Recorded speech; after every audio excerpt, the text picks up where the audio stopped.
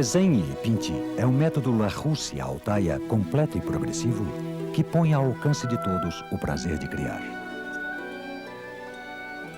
Com este método, você vai descobrir as bases fundamentais do desenho e da pintura, todas as técnicas artísticas e os temas mais importantes.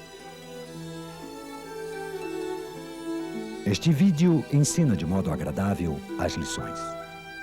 Cada vídeo reúne de 2 a 4 exercícios do método Desenhe e Pinte, explicados de forma simples e prática para ajudar você a progredir.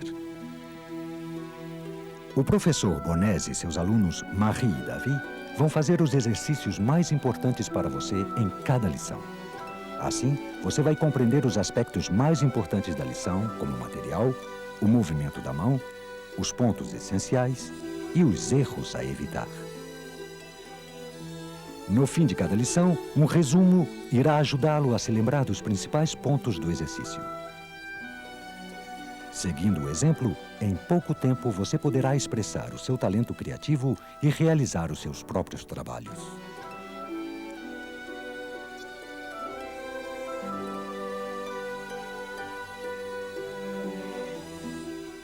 Bom dia, eu sou o seu professor de desenho e pintura neste videocassete. Cada exercício corresponde a uma lição do seu método. Um dos meus alunos, Davi ou Marie, desenhará para você as partes essenciais do exercício, sob a minha orientação. No primeiro exercício, Davi e eu mostraremos os principais traços de base e suas aplicações sobre um desenho de cerejas. No segundo exercício, veremos com Marie como reproduzir com precisão as proporções dos objetos para desenhar uma natureza morta. Davi e Marie não são exatamente iniciantes, portanto, não se surpreenda se logo de início você não conseguir fazer os exercícios tão bem quanto eles. Durante a lição, darei todas as dicas para que você consiga imitá-los o melhor possível. Observe-os com atenção. Faça uma pausa de vez em quando no vídeo e faça você mesmo o exercício.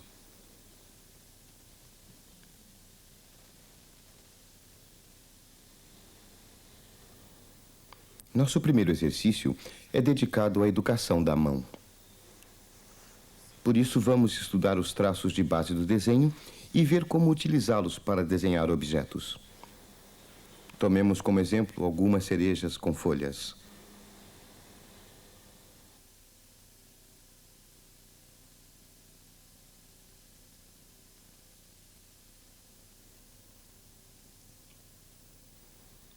Vamos desenhar esta parte aqui. Algumas curvas fechadas, círculos para as cerejas, linhas curvas para as folhas e traços paralelos para as nervuras das folhas.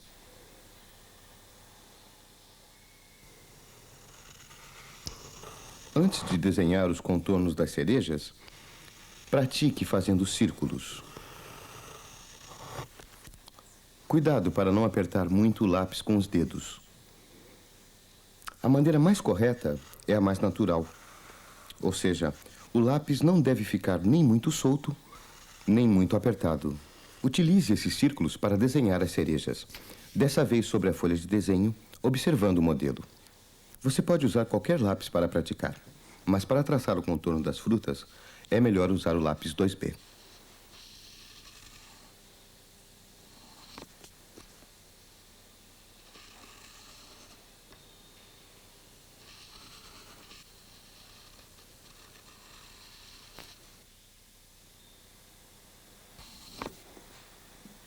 Vamos praticar agora para criar os traços das folhas.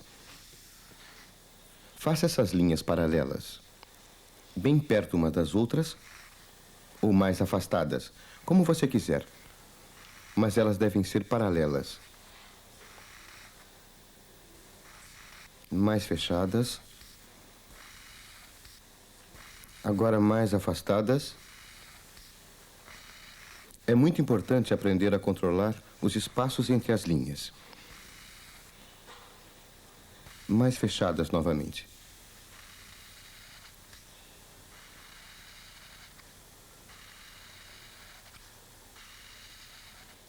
Pratique um pouco mais, fazendo linhas curvas paralelas e mantendo os espaços regulares entre elas.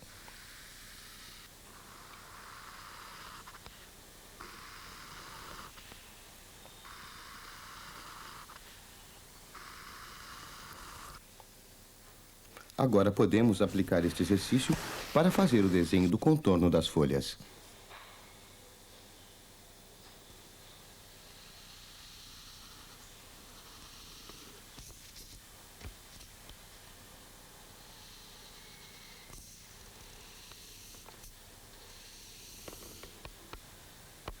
Saiu errado. Posso usar borracha? Melhor não. É preferível começar outra vez, pois a borracha danifica o papel. Desde já, é importante se acostumar a trabalhar sem borracha. Você também deve se acostumar a recomeçar seus desenhos em vez de usar a borracha. Não se preocupe se não conseguir fazer os traços corretos como os de Davi. É só uma questão de prática. Para desenhar as folhas, você deve observar a forma dos contornos e das diagonais paralelas para as nervuras das folhas.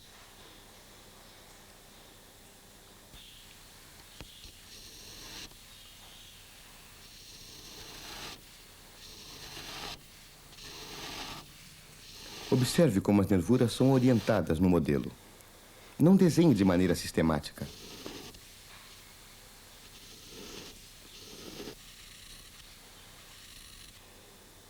Desenhe os talos das cerejas com o lápis 2B.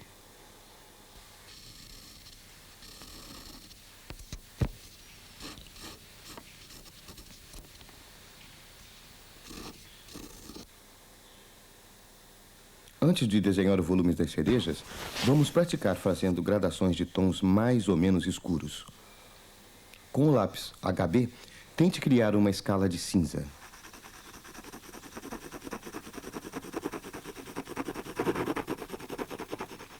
Faça pressão. Um pouco mais de pressão e volte, levemente. Com o 2B.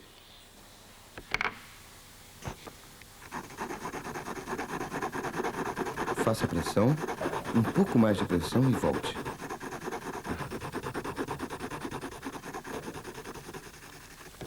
Agora com o 6B. Por que é preciso fazer essas escalas? Para ver o tipo de traço que cada lápis produz e as diferentes intensidades que você pode obter. Pratique você também o tempo que for necessário com os diferentes lápis. Quando eu desenho, deixo marcas no papel. Para proteger seu desenho, desenhe uma folha embaixo de sua mão e lembre-se de levantá-la ao retirá-la, senão você poderá sujar seu trabalho.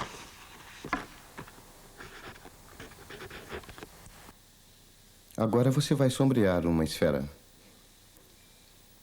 Vamos lá. Trace um círculo.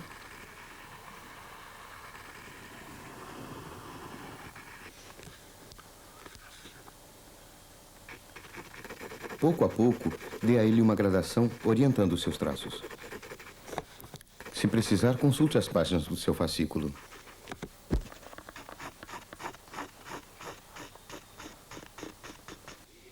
Faça outros traços como se existisse um ponto de luz aqui. Posso marcar?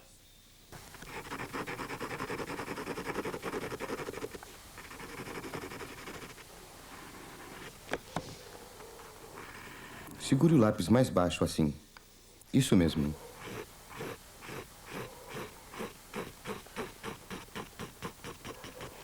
Faça um cinza mais escuro para a base. Você pode também fazer traços horizontais. Faça tantas esferas quantas desejar, antes de começar o desenho. Bem, apliquemos agora estes exercícios ao desenho das cerejas.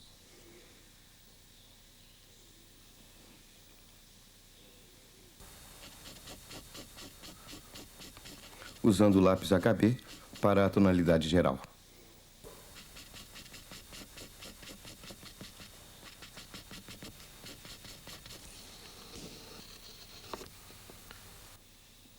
Se você esquecer de marcar os pontos de luz, pode usar a borracha, mas muito levemente. Escureça também as outras cerejas. A que está mais atrás é a mais sombreada.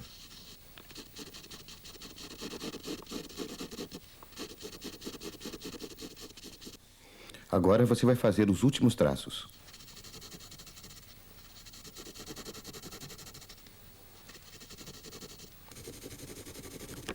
Deixe esse lápis e use um mais mole, um 6B.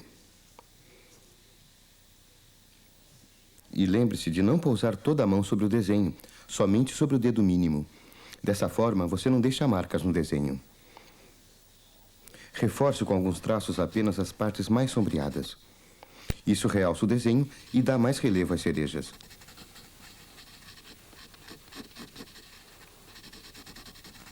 Procure no modelo as partes escuras e só trabalhe com elas.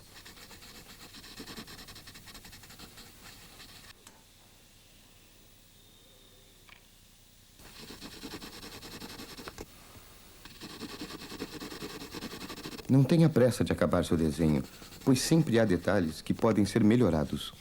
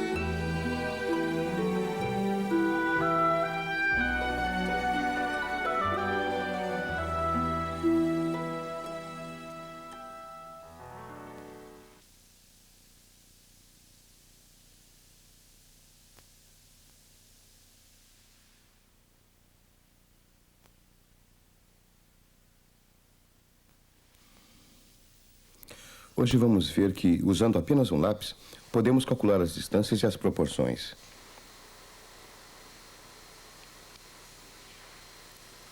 É preciso encontrar primeiro uma medida que sirva de modelo para todo o desenho, isto é, um padrão. Por exemplo, para este aqui, vamos usar a distância de aqui até aqui.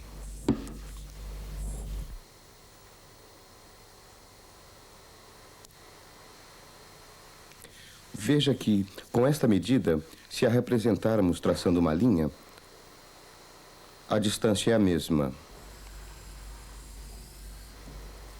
Daqui até aqui, a mesma até aqui,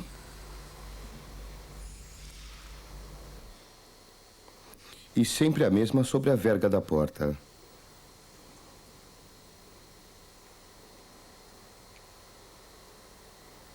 A mesma no meio da porta e ainda a mesma até aqui. É verdade. Sim, e agora você pode ver que a porta é 2 vezes maior. Vamos distribuir este valor. A porta é 2 vezes maior. Tente encontrar sempre no desenho a medida que servirá de referência para medir todo o resto. Evite escolher uma medida que seja muito grande. Assim não há perigo de errar.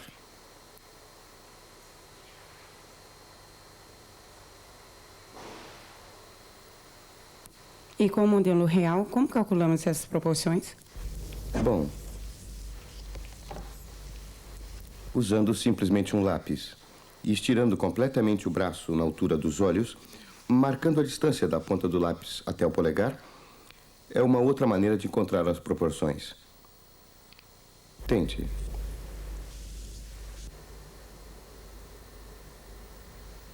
Acho que captei o princípio. Comece você também medindo a altura e o comprimento do conjunto e transporte-os para o papel. Em seguida, defina a sua medida de referência. Pode começar. Pratique bastante, pois o respeito às proporções é fundamental para realizar bem um desenho. É questão de prática. Você verá que pouco a pouco aprenderá a encontrar rapidamente as proporções corretas.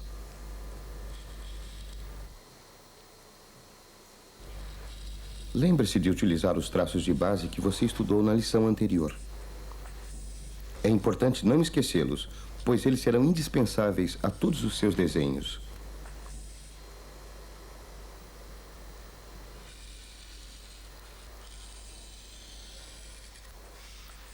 Feche completamente o círculo. Assim. Muito bem. É preciso marcar a sombra e firmar um pouco mais o traço no limite da sombra do vaso. Mas como distribuímos as cores para dar um efeito de gradação? Com este giz, fazendo os mesmos traços das cerejas na lição anterior. Aqui, comece com a tonalidade do fundo. Agora é sua vez. Esta cor azul acinzentado que contrasta com os traços do desenho vai realçar o vaso e as frutas.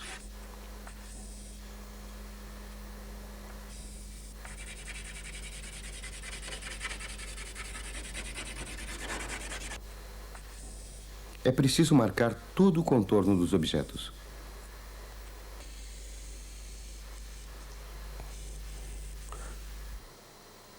Pode deitar mais o giz sobre o papel para preencher mais rápido o espaço. É importante sempre manter o mesmo ritmo. Não esqueça a área no interior da asa.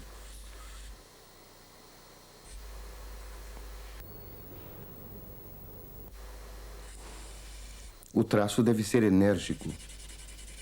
Aplicando a cor em torno dos objetos, você cria o quadro e estrutura seu desenho.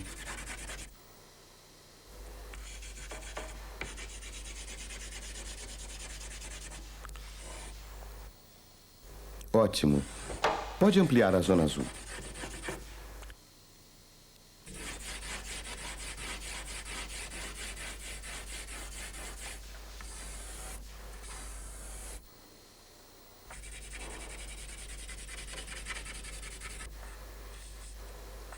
Agora, com este giz, indique a parte sombreada do vaso.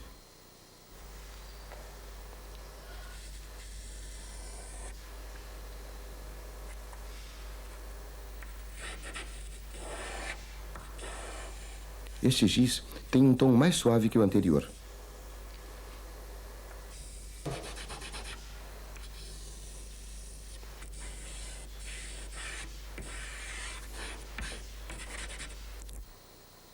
Muito bem. As sombras projetadas pelas maçãs são feitas com o mesmo giz, pois elas têm a mesma tonalidade.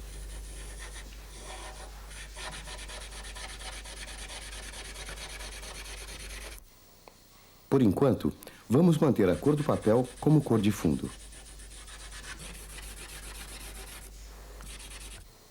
Isso, assim mesmo. Apoie mais.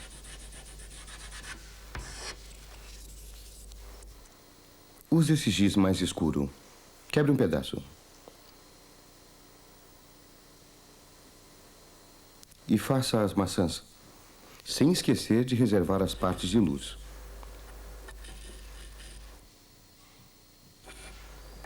Isso, não tenha medo.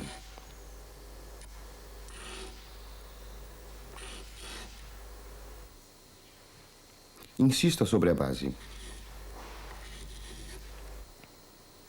É preciso que as maçãs repousem sobre a base. O traço que representa a base de um objeto é muito importante no desenho. Mostra que este objeto está apoiado sobre alguma coisa.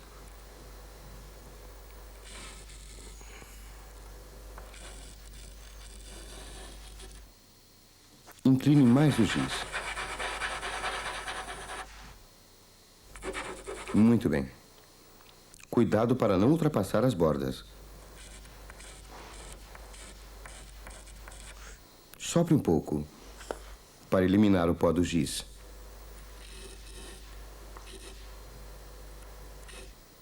Sopre um pouco mais. Perfeito.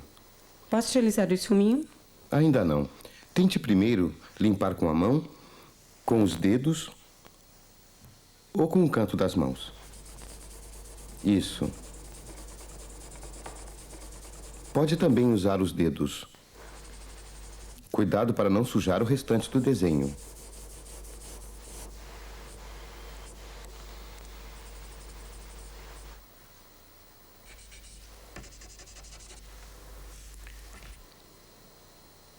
Agora, limpe a base com o giz branco para obter as zonas iluminadas e delimitar bem os objetos.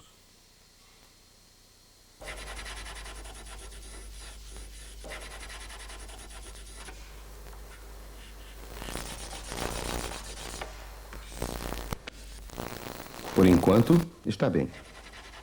Lembre-se de que é preciso escurecer estas zonas por áreas. Isso, essa aí. Com o mesmo giz que acabei de usar? Sim, você pode usar também este mais escuro que serviu para o fundo. Certo.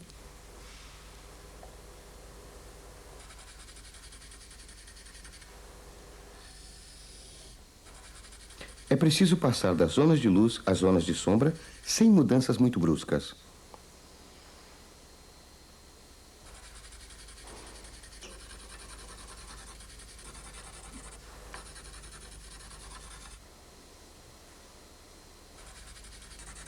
Para isso, deve-se usar o esfuminho.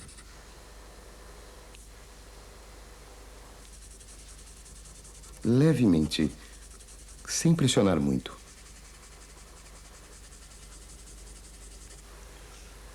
Continuo? Sim, um pouco mais. Em seguida, é preciso aplicar novamente a cor mais clara. Com a ponta sobre o contorno e o mesmo com a cor da luz.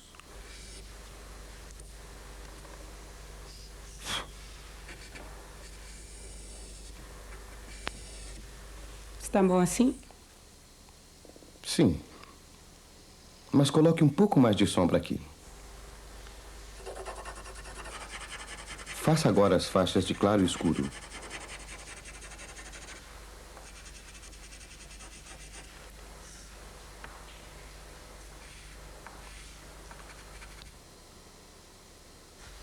Com o giz mais escuro.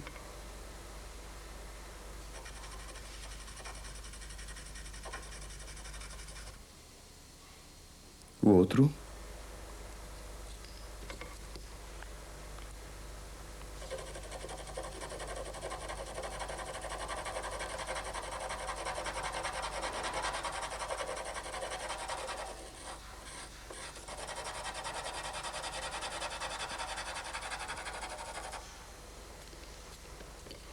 E esse para as maçãs? Sim, este mesmo.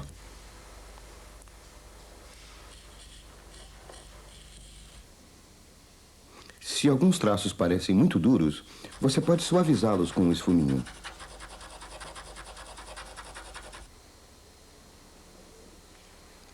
A base, sim. Marque as bases.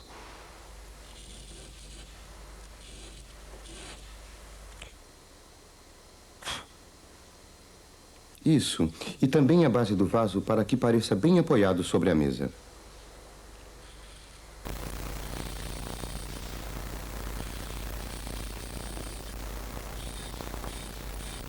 Está bom assim? Sim. Acho que você pode começar a suavizar as diferentes áreas com o esfuminho, principalmente as zonas de contraste e de junção.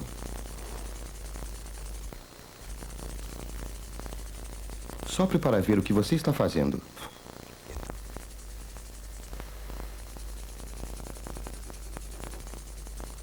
Use a outra ponta do esfuminho. Esta está suja.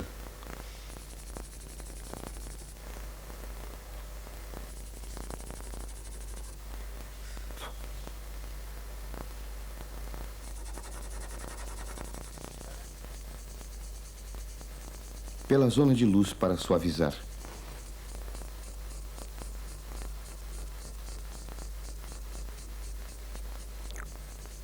Sopre.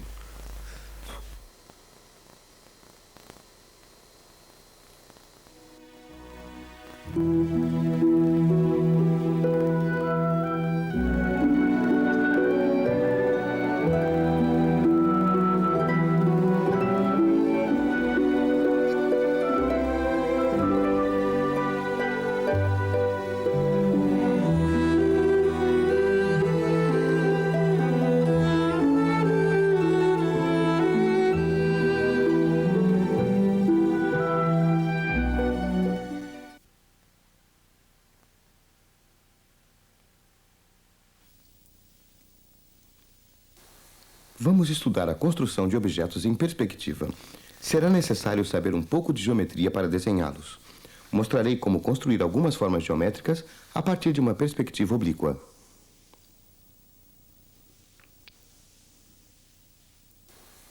Antes de começar, vejamos o conjunto e a partir de quais formas geométricas são construídas estes diferentes objetos. A garrafa tem a forma de um prisma. Os outros objetos têm a forma de cilindros de diferentes tamanhos. Observe que todos esses objetos não se encontram no mesmo plano horizontal e que o conjunto forma um triângulo. Antes de desenhar o prisma em perspectiva, vamos começar estudando como se constrói um cubo em perspectiva oblíqua. É preciso começar traçando primeiro a aresta vertical, que está mais próxima de nós. Depois, a face frontal em perspectiva. Atenção, as arestas devem se colocar em profundidade até um ponto situado no horizonte. Assim, prolonguei as arestas até o ponto de fuga e traço a linha horizontal.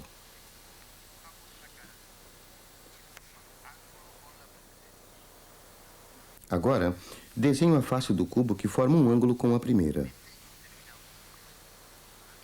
Depois, defino o segundo ponto de fuga sobre a linha do horizonte e traço linhas de fuga que vão delimitar a face superior do cubo.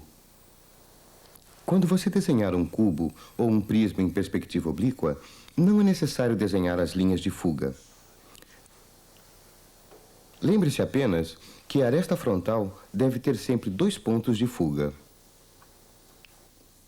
Para desenhar os cilindros, onde estão inseridos os outros objetos, é preciso primeiro traçar um círculo em perspectiva frontal. Começo desenhando um quadrado em perspectiva frontal. Depois traço as diagonais e os eixos.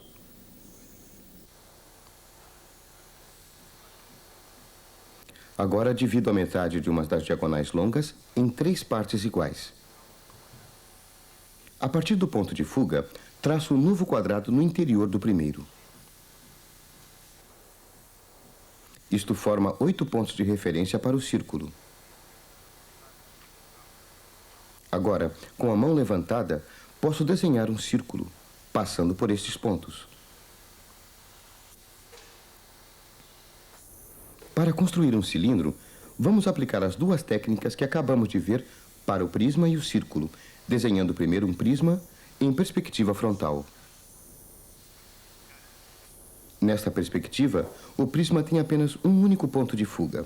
Observe com atenção e faça você também este exercício. Depois, desenharemos os círculos nas faces interior e superior do prisma, como fizemos há pouco.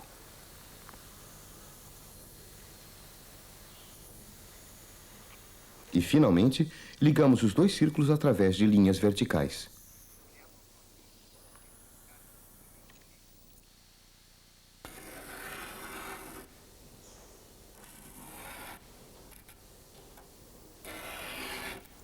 Como Davi, você pode começar a desenhar traçando primeiro a aresta frontal do prisma.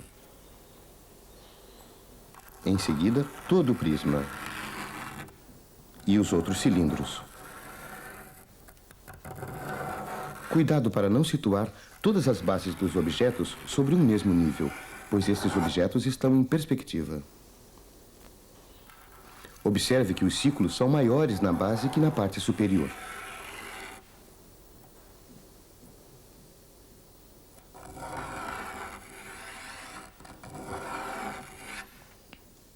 Bem, agora você pode desenhar cada um dos objetos no interior desta forma geométrica. Faça o uso do método para desenhar objetos e depois apague o prisma e o cilindro que lhe ajudaram a desenhá-los e trace o plano da mesa.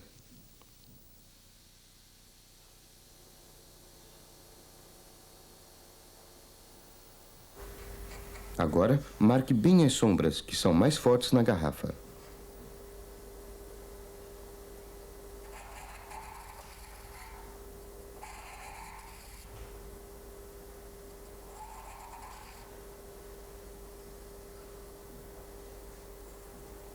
E também no copo. Reduza um pouco também a largura da asa da garrafa e dê a ela uma maior espessura.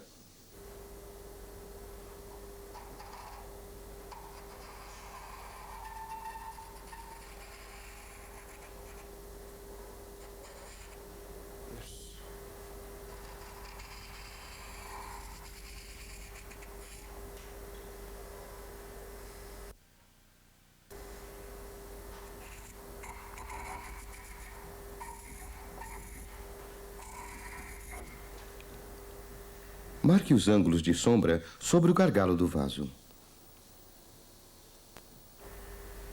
E indique a espessura do cinzeiro. Isso dará relevo aos objetos.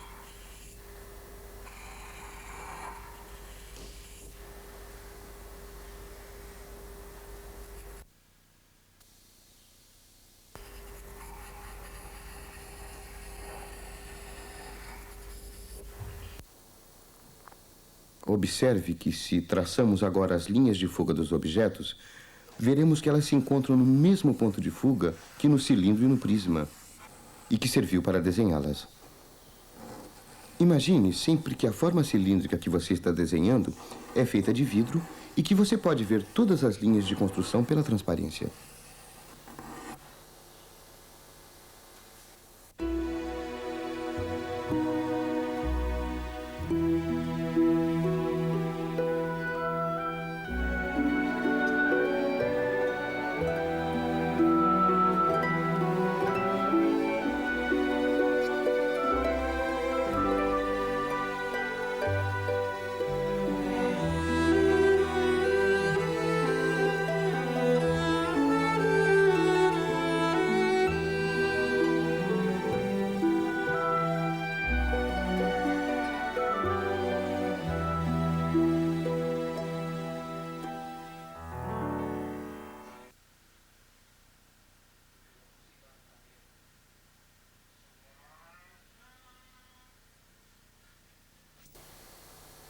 Esse pássaro de papel servirá apenas para revisar as noções mais importantes da perspectiva oblíqua de um prisma, o cálculo das proporções e como obter distintas tonalidades de cinza com o lápis.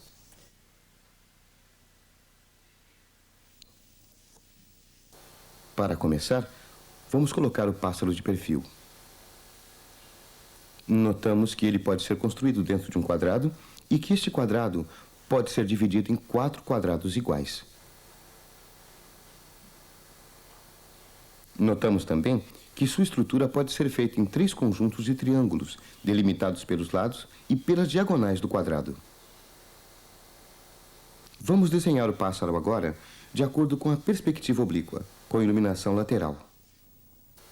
Para começar, vamos traçar o quadrado e no interior dele desenharemos o modelo. Depois de traçar um retângulo com uma perspectiva oblíqua, é preciso traçar 2 outros retângulos na mesma linha de fuga que o primeiro. Depois traçar os eixos e a diagonal dos 3 quadrados.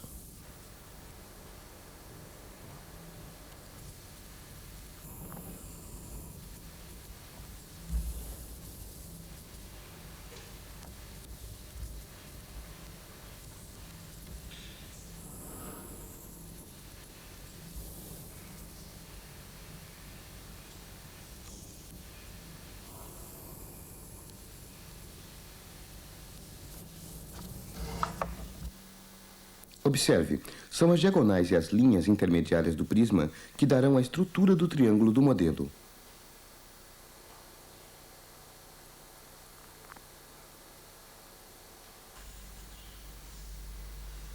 Calcule bem as proporções do seu modelo e procure encontrar uma medida de referência para reproduzir todos os elementos do modelo, triângulo por triângulo, colocando-os nos diferentes quadrados, de acordo com a distância entre você e cada um deles.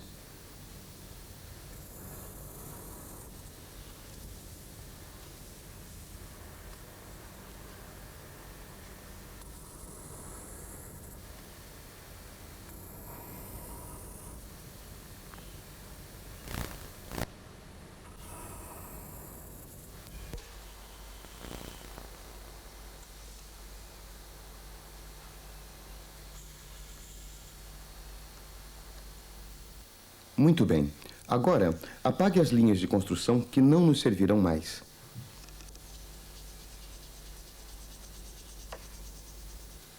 Faz sombrear os diversos planos? Sim, aqui o traçado dos contornos não permite distinguir os planos entre si. Portanto, é preciso diferenciá-los pelos tons de cinza e pelo contraste. Lembre-se de que você aprendeu na primeira lição sobre o cinza, suas gradações e os tons claros e escuros. Se for necessário, recorra à página correspondente do método e observe a direção dos traços feitos por Marie. Observe as sombras que existem entre a cabeça e as asas. É preciso enfatizar que, com isto, pode-se distinguir o triângulo da cabeça.